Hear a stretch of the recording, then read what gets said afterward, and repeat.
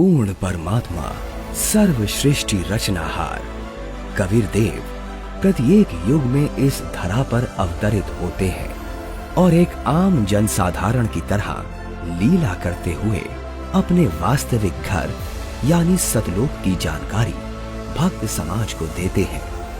किंतु उस समय हर कोई परमेश्वर को नहीं पहचान पाता। आज से लगभग 624 वर्ष पूर्व भी पूरी सृष्टि को बुनने वाले पूर्ण परमात्मा कबीर साहिब जी ने काशी नगर की जुलाहा बस्ती में एक टूटी सी झोपड़ी में 120 वर्ष तक कपड़ा बुनने की लीला करते हुए अपने तत्व ज्ञान व सतलोक की महिमा का गुणगान किया और समाज में फैले पाखंडवाद को खत्म कर भक्त समाज को एक सत्य भक्ति प्रदान की, जिसके करने से लोगों को परमात्मा वाले लाभ प्राप्त होने लगे, जिससे प्रभावित होकर उस समय हिंदू और मुसलमान दोनों धर्म के 64 लाख की संख्या में श्रद्धालु कबीर परमेश्वर जी के शिष्य हुए। वहीं दूसरी तरफ कबीर परमेश्वर जी को एक आम भक्त, संत व गरीब जुलाहा समझ उस समय के मुल्ला, काजी, पंडित और ब्राह्मण कबीर साहिब जी की महिमा चारों तरफ फैलते हुए देख ईर्ष्यावश आए दिन उन पर जुल्म करने की असफल कोशिश करते ही रहते थे। उन्हीं में से एक थी राजा सिकंदर लोधी के धार्मिक वीर शेख तकी द्वारा काशी में भंडारे की झूठी चिट्ठियां डालकर परमेश्वर कबीर जी को बदनाम करने की साजिश। इस कबीर ने तो हम सभी का जीना हराम कर रखा है। हमने उसे मारने की कितनी बार कोशिश कर ली, लेकिन वो हर बार किसी न किसी तरह बच ही जाता है।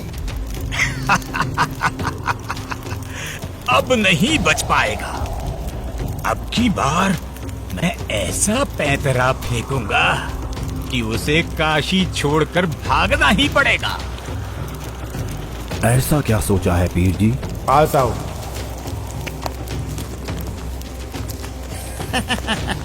आपने भी क्या तरकीब सोची है? अब तो उस दुष्ट के लिए भारी मुसीबत आने वाली है। अगले ही दिन से एक पत्र भारतवर्ष के कोने कोने में सभी मठों, आश्रमों, मंदिरों में पहुंचने लगा।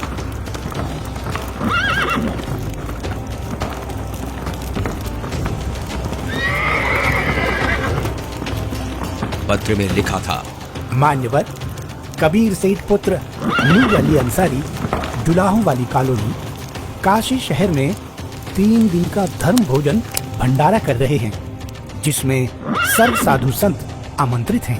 भंडारे में प्रतिदिन प्रत्येक भोजन के बाद 1 सोने की मोहर व दोहर दक्षिणा में दी जाएगी।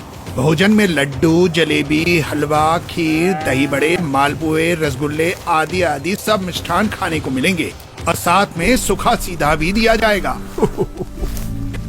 सभी शिष्यों को बता दो, भंडारे में सभी को चलना है।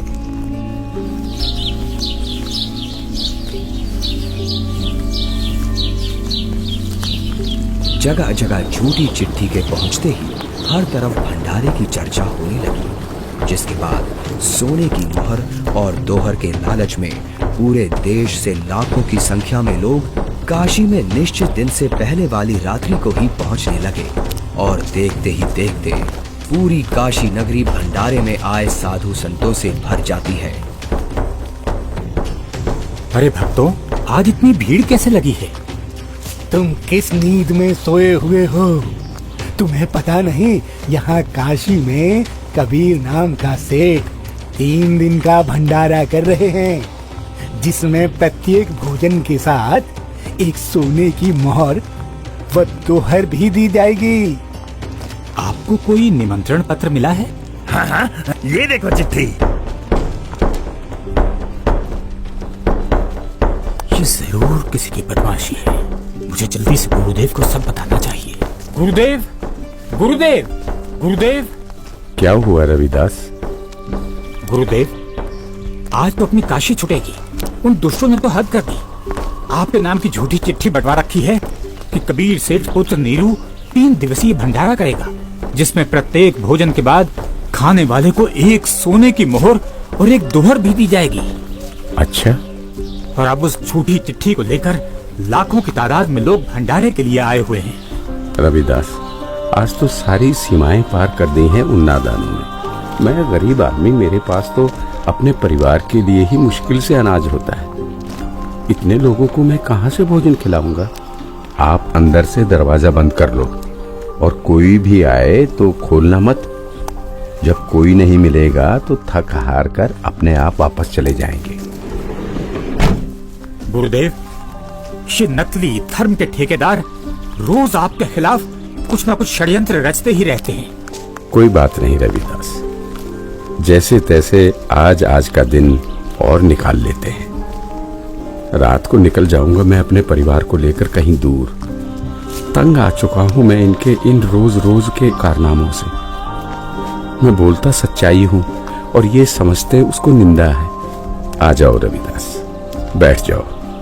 दोनों भगवान को याद करते हैं। आपत्ति के समय उसी को याद करना चाहिए।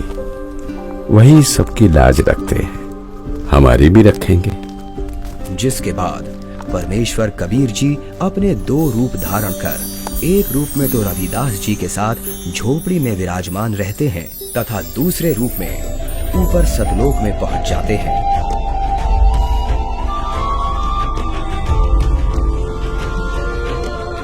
जहां असंख्यों बैल उनका इंतजार कर रहे होते हैं, जिनके ऊपर टंगे झोलों में भंडारे के लिए टेंट का सामान और पका पकाया भोजन, लड्डू, जलेबी, कचौड़ी, पकौड़ी सब लदा हुआ है।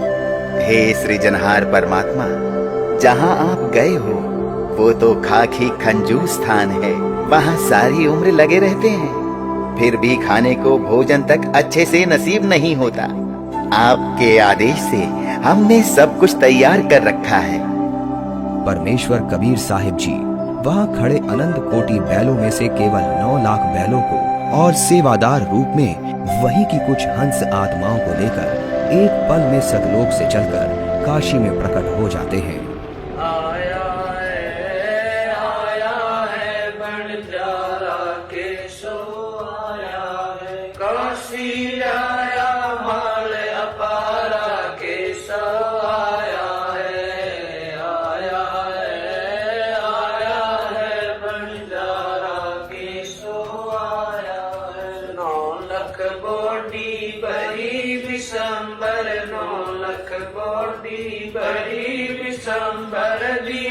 कबीर भंडारा के सो आया है, आया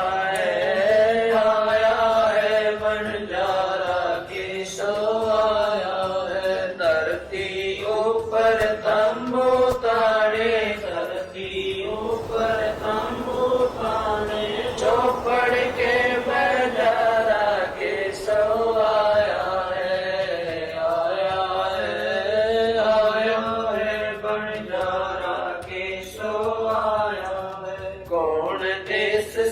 भारत आई, कौन देश से भारत आई, ना कहीं बजाने वाला के सो आया है, आया है बंजारा के सो आया है।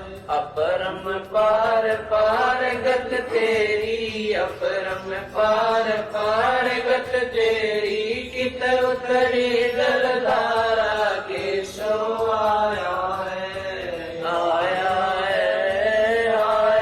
है बंजारा के सो आया है। साहूकार नहीं कोई जाके, साहूकार नहीं कोई जाके, काशी नगर मजारा के सो आया है,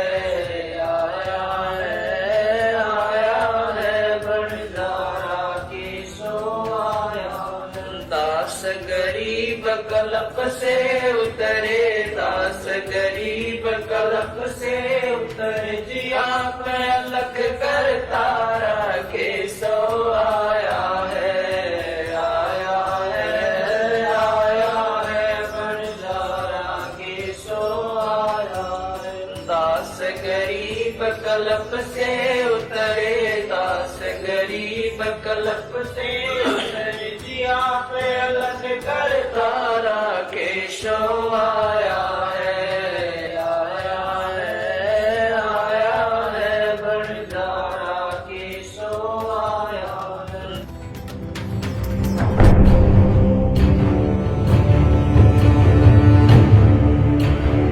राजन, आपके गुरु का निमंत्रण आया है भंडारे का, आप चलेंगे नहीं क्या? गुरुदेव भंडारा करें और मैं न जाऊं, मैं अवश्य चलूंगा। काशी चलने की तैयारी की जाए।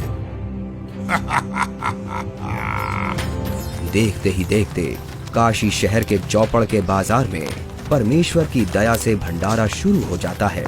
ऐसा स्वादिष्ट भोजन, वाह, जो खाता वो गुण गाते नहीं थक रहा था। सब्जी, पूड़ी, लड्डू, जलेबी, कचौड़ी, पकौड़ी, दही भल्ले, खीर, हलवा आदि जो कोई कुछ भी पकवान मांगता वो उसे खाने को मिल रहा था। और चिट्ठी में लिखे अनुसार प्रत्येक भोजन के बाद सभी को एक दोहर और एक सोने की अशरफी भी दी जा रही थी।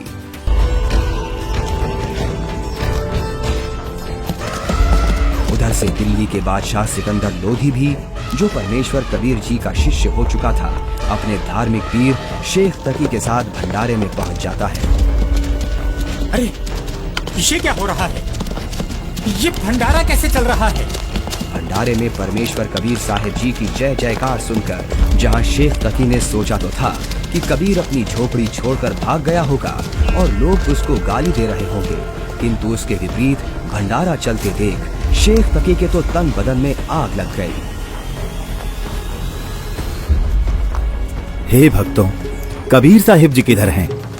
कबीर साहिब जी का तो मालूम नहीं, किंतु उधर सफेद तंबू में एक व्यक्ति बैठा है, वही भंडारे की सारी व्यवस्था किए हुए है।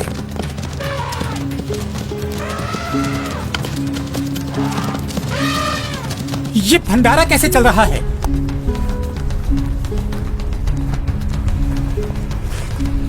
कौन हैं आप और कबीर जी से क्या नाता है आपका? मैं एक बंजारा हूँ और कबीर जी मेरे पगड़ी बदल मित्र हैं। उनका संदेश मेरे पास गया था कि एक छोटा सा भंडारा करना है, थोड़ा सामान लेते आइएगा। और भंडारा चल रहा है। 18 लाख आदमी भोजन कर रहे हैं, ये इसे छोटा सा भंडारा कह रहा है। कबीर जी कहाँ हैं? वो क्यों नहीं आए? हे राजन, उनका दास जो बैठा है, उनको तकलीफ उठाने की क्या आवश्यकता?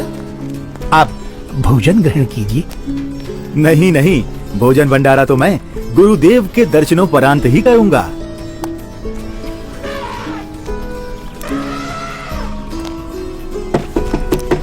हे गुरुदेव, लगता है उन्होंने हमें यहाँ भी खोज लिया। भीड़ शायद घर पूछते पूछते यहाँ तक पहुँच गई है। कोई बात नहीं, आप दरवाजा मत खोलना, कुछ देर बाद अपने आप चले जाएंगे। दरवाजा खोलिए परवरदिगार, दिल्ली से आपका दास सिकंदर आया है। राजन, हम दरवाजा नहीं खोलेंगे। इन लोगों ने तो आज सभी हदें पार कर दी हैं। मेरे नाम से झूठी चिट्ठी डाल रखी है। मैं कैसे निकलूं बाहर? इस बनारस में कोई सेठ भी मेरा ऐसा जानकार नहीं है जो मुझे पैसे उधार दे दे। मैं तो बड़ी मुश्किल से ताना बुनकर अपने परिवार का पालन करता हूँ। इन लोगों ने मेरा जीना मुश्किल कर दिया है। बस आज रात होने का इंतजार है राजन। रात होते ही मैं अपने परिवार को लेकर कहीं दूर चला जाऊंगा। है परवरदिगार, आप मुझे नहीं बहका सकते। आप ही अल्लाह अकबर हो। आपने देखो वहाँ क्या रंग लगा रखे हैं। एक बार दरवाजा खोल दो दाता, दास आपके दर्शन करना चाहता है। खोल दो दरवाजा। राजा सिकंदर लोधी के आग्रह करने पर परमेश्वर कबीर जी जैसे ही भंडारे में चलने के लिए खड़े होते हैं, तभी उनके सर पर अपने आप ही हीरे पन्ने से जड़ा हुआ एक बहुत ही सुंदर मुकुट आ जाता है और कुटिया से बाहर निकलते ही उस परम पिता पर आसमान से फूलों की वर्षा होने लगती है। रविदास जी, आज ये सेवा मुझ दास को दे दीजिए। आप तो रोजाना करते हो।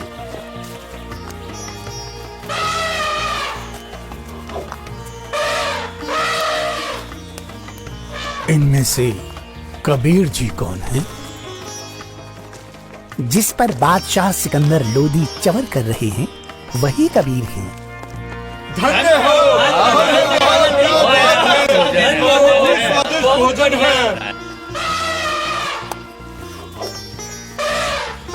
इसके बाद कबीर साहिब जी अपने ही दूसरे रूप केशव से मिलने के लिए उनके तंबू में आते हैं और जो ही परमेश्वर कबीर जी तंबू में प्रवेश करते हैं तो देखते ही देखते अपने आप उनके लिए एक सुंदर सिंहासन लगने लग जाता है जिस पर चारों तरफ हीरे पन्ने मोती जड़े हैं।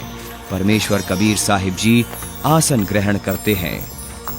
उधर परमेश्वर को देखने के लिए भंडारे में आई लाखों की भीड़ टेंट के चारों तरफ इकट्ठा हो जाती है, जिसके बाद केशव रूप परमात्मा कबीर जी से कहते हैं, हे परमेश्वर, आप अपने अद्भुत लोक को छोड़कर इस झूठ कपट वाले लोक में क्यों आ गए? आप इनका भला सोचते हो, इनको अमृत भोजन खिला रहे हो और ये आप ही के विरुद्ध इकट्ठा हुए रहते हैं। केशव, सब लोग मैंने ही रचे हैं, सबका धारण पोषण मैं ही करता हूँ। तू मेरे दुख को नहीं जानता, ये सब मेरे बच्चे ही हैं। अपनी अज्ञानता से ये काल के जाल में फंसकर भयंकर कष्ट उठा रहे हैं और उसी काल के प्रभाव से ये आज मुझे अपना दुश्मन मान रहे हैं। मैं इनको सत भक्ति देकर वापस लेने के लिए आया हूँ। परमेश्वर जी, आप हंस लोक को छोड़ इस जीव लोक में आए, जिनका हाड़, चाम और रक्त का बना शरीर है, जिसमें विष्ठा भरी पड़ी है। आप इनसे कैसे भक्ति कराओगे? केशव, भैंस या गाय आदि को बच्चा होने से पहले उसमें सिर्फ हाड़ चाम होता है, दूध नहीं होता। और जब बच्चा हो जाता है तो उसी हाड़ चाम के शरीर से दूध की बाल्टी भी भर जाती है। ठीक इसी प्रकार मैं इनमें भक्ति प्रवेश करूंगा और उस भक्ति से इस हाड़ चाम के शरीर में ही इनको सतलोक प्राप्ति होगी। हे परमेश्वर, ऐसे लोक में जहाँ जमीन पर पांव रखते ही दंड लगता है, ऐसे गंदे लोक में आपकी रहनी पर मैं बलिहारी हूँ। वहीं शेख तकी की चाल उसी पर उल्टी पड़ गई। उसने लोगों को इकट्ठा तो इसलिए किया था कि कबीर किसी को भोजन करा नहीं पाएगा और लोग उसको गालियां देंगे, लेकिन कबीर जी ने उन इकट्ठा हुए लाखों भक्तों को 3 दिन तक मोहन भोजन भी खिलाया और सोने की मोहर व दोहर देकर सत्संग से उनका अज्ञान अंधेरा भी हटाया। फिर भी ये सब शेख तकी से देखा नहीं गया। उसके अंदर जलती ईर्ष्या की आग इतने महान समागम में भी कमी ही ढूंढ रही थी और इसी आग में शेख तकी मुंह बनाकर सिकंदर लोधी से कहने लगा, चलो राजन, इसने क्या भंडारा किया है? बहुत अच्छा सा किया है। ऐसे ऐसे तो हम 100 भंडारे कर देंगे। शेख तकी ने जब इतना कहा ही था कि बोलते बोलते उसका मुंह टेढ़ा का टेढ़ा ही रह गया और वो गूंगा बहरा भी हो गया। उसने कुल 52 बार कबीर साहिब जी पर जुल्म किए, परंतु ये उसके जीवन की आखिरी बकवाद थी जो उसने कबीर परमेश्वर जी के साथ की। 3 दिन तक समागम चला। तीसरे दिन सेवकों ने बचा हुआ सामान व टेंट आदि बैलों पर लाद दिया और चल पड़े।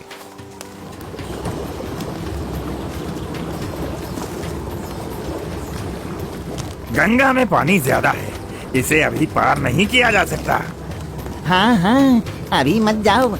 बंजारे और बैल जैसे ही गंगा के किनारे पहुंचे तो गंगा का पानी एकदम कम हो जाता है और फिर सारे बैल निकल जाते हैं, जिसके बाद गंगा का पानी फिर से ओवरफ्लो होकर बहने लगता है, जिसे देख वहां खड़ी भीड़ आश्चर्यचकित रह जाती है। जाइए केशव, कहीं आपके बंजारे दूर ना निकल जाएं।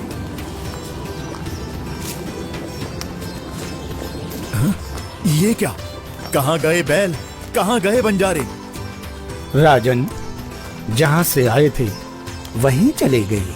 इससे पहले कि सिकंदर इस बात को समझ पाता, उसी समय केशव भी कबीर जी के अंदर समा गए। सिकंदर दंग रह गया। रोते हुए कबीर परमेश्वर जी के चरणों में दंडवत की। बंदी इस प्रकार परमेश्वर कबीर साहिब जी ने उन दुष्टों की इस साजिश को भी नाकाम करते हुए यह लीला की और भक्त समाज के सामने एक उदाहरण पेश किया कि चाहे कोई गरीब हो या अमीर, भगवान की भक्ति हर इंसान कर सकता है। जैसे मैंने कपड़ा बुनकर अपना व अपने परिवार का पेट पाला और भक्ति भी की, तो समय आने पर परमात्मा ने मेरी लाज भी रखी। उसी प्रकार आप भी मुझ पर यानी परमात्मा पर विश्वास करो और भक्ति करो। फिर देखना, जब कभी भी आपको मेरी आवश्यकता होगी तो मैं आगे खड़ा मिलूंगा। पर्वत पर्वत मैं फिरा, कारण अपने राम, राम सही के संत मिले, जिन सारे सब काम सच साहिब। अभी आपने देखी सत्य घटना पर आधारित 2D एनिमेशन वीडियो। आप सुनिए परमेश्वर कबीर जी और उन्हीं के रूप में आए केशव बंजारा जी की वार्ता की पूरी कथा का सार अमृतवाणियों के द्वारा संत रामपाल जी महाराज के मुखारबिंदु से। चौपड़ के बाजार फिर कर आए के सो पास, गरीबदास कुर्बान गति क्या क्या कहूँ विलास। पाट पटम्बर बस गए ऊपर हीरे लाल, गरीबदास साहेब धनी लाए मुक्ता माल। केसो और कबीर का तंबू माई मिलाप, गरीबदास 8 पैर लग गोष्ठी निजगर गाप। केसो कहत कबीर से पूछत बाता बीन, गरीबदास क्यों उतरे ऐसे मुल्क मलीन। 100 योजन पर लगत है या दुनिया की गंद, गरीबदास केसो कहे हाड चाम का फंद। सुन कबीर सुर वेद हूँ केसो कष्ट करंत, गरीबदास गंदे मनुष्य मेला आन भरंत। बिष्टा जिनके देह में मगन फिरे दिन रात, गरीबदास केसो कहे जिन सिर यम की घात। सुन कबीर मन भावने तुम्हारी बात अगाध, गरीबदास केसो कहे तुमसे तुम ही साध।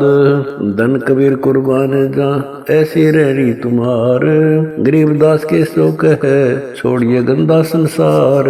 नरक भरे तिस उदर है रुदर भरी सब देह, गरीबदास के सो कहे या मनुष्य मुखे है। राम नाम कैसे भोर नरक नगीन शरीर, गरीबदास के सो कहे विलंबे कहाँ कबीर। दम बिन दे ही सही नहीं जमी आसमान, गरीबदास के सो कहे जहाँ रहन स्थान। हीरे पीले मोती जहाँ हीरे बदन सफेद, गरीबदास के सो कहे सुनो देश का भेद। लाल श्याम जहाँ रतन है नहीं भौतिक आकार, गरीबदास के सो कहे चल कबीर परिवार। सुन के सो अब वंदना कह कबीर संदेश, गरीबदास लोक में है हमारा परवेश।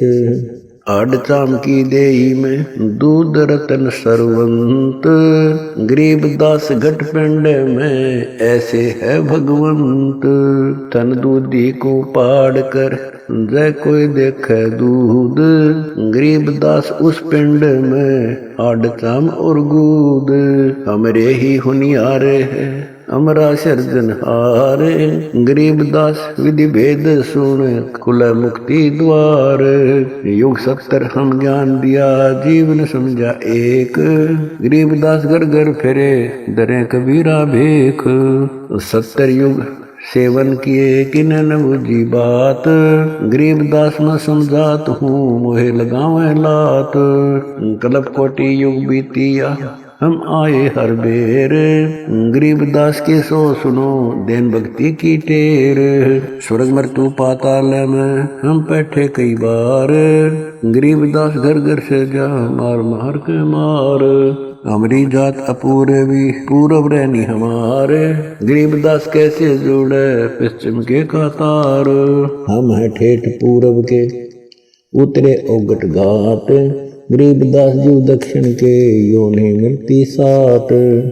हम पूरब के पूर्वी उत्तर देश उतरंत, गरीबदास जी दक्षिण के यो नहीं संग चलंत। जिन्हों हमारी सीख ली काटू जरा मण जंजीर, गरीबदास के सो सुने ऐसे कहे कबीर।